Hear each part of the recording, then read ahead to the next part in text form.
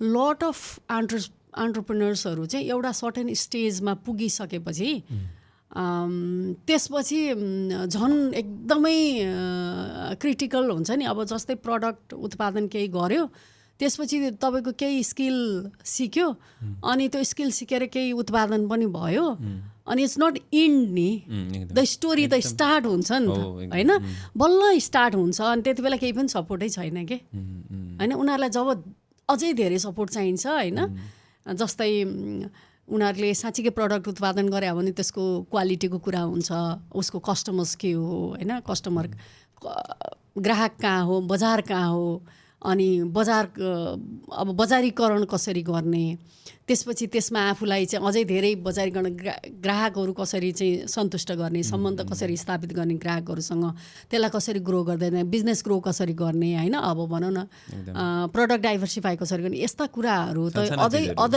अझै जटिल बिजनेसमा होइन। अब बिजनेस व्यवस्थापनको कुरा, टिम वर्कको कुरादेखि लिएर होइन, क्यापेसिटीका कुरा, अनेक कुरा भनौँ न, डिजिटलाइजको जमाना होइन होइन। अब थुप्रै अब हिसाब किताब बिजनेस व्यवस्थापनका कुराहरू थुप्रै यति धेरै भेग कुराहरू छन्।